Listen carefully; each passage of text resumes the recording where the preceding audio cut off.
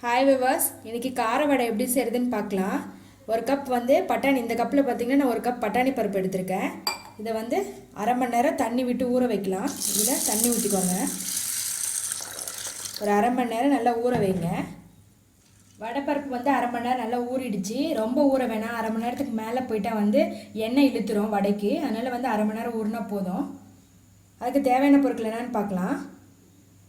பெரிய வெங்காயம் ஒன்று எடுத்து கட் பண்ணி வச்சுக்கோங்க. 2 பச்சை மிளகாய், ஒரு வடை மிளகாய் கிள்ளி வச்சுக்கோங்க. பூண்டு ஒரு கட்டி எடுத்து தோல் இந்த மாதிரி உடிக்காமல் இந்த மாதிரி எடுத்து வச்சுக்கோங்க. கொத்தமல்லி தழை கொஞ்சம், கருவேப்பிலை கொஞ்சம், சோம்பு 1 டீஸ்பூன் எடுத்துக்கோங்க. உப்பு தேவையான அளவு.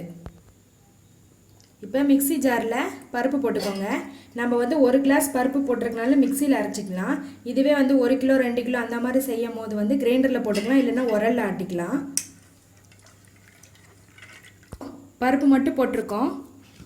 இது ஒரு நிமிஷம் மட்டும் அரைங்க. பாதி அரைஞ்ச உடனே இப்போ சோம்பு எடுத்து வச்சுருக்கலையே, சோம்பு போட்டுக்கலாம். பூண்டு, உப்பு தேவையான அளவு போட்டுக்கோங்க. ரொம்ப அரைக்க வேணாம். பருப்பு நைஸ் ஆகிட்டால் வடை நல்லா இருக்காது. பாதி பாதியாக இருக்கணும். சும்மா 1 செகண்ட் மட்டும் அரைங்க. பாருங்கள், நைஸாக அரைக்க வேணாம். இந்த பதத்துக்கு அரைச்சா போதும். இப்போது அரைச்சி வச்சுருக்க கடலைப்பருப்போடு சேர்த்து வெங்காயம் போட்டுக்கலாம், மிளகாய் போட்டுக்கலாம், கருவேப்பிலை, மல்லி இதெல்லாம் போட்டு நல்லா பிசைஞ்சிக்கோங்க. இந்த மாதிரி நல்லா வெங்காயம் போட்டு கலக்கிட்டு உருண்டை பிடிக்கலாம். நமக்கு வடை எந்த சைஸுக்கு வேணுமோ அந்தளவுக்கு உருண்டை பிடிச்சிக்கலாம். இந்த மாதிரி எல்லா மாவும் எடுத்து உருண்டை பிடிச்சி வச்சுக்கோங்க. எல்லா மாவும் இந்த மாதிரி உருட்டி வச்சுக்கோங்க. இப்போ வானலில் எண்ணெய் காய வச்சுருங்க.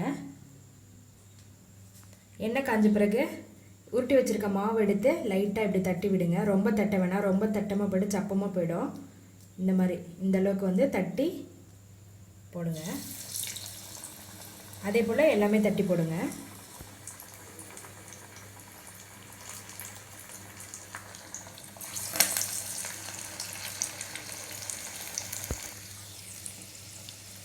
நல்லா திருப்பி விட்டுக்கோங்க. அப்போ தான் உள்ளே இருக்க மாவெல்லாம் நல்லா வேகும். அடுப்பை கம்மியாக வச்சு நல்லா திருப்பி விடுங்க. வடை பாருங்கள் நல்லா வெந்துருச்சு. பாருங்கள் எப்படி எடுக்கணுன்னா இந்த மாதிரி பொன்னிறமாக ஆன உடனே எடுத்துருங்க.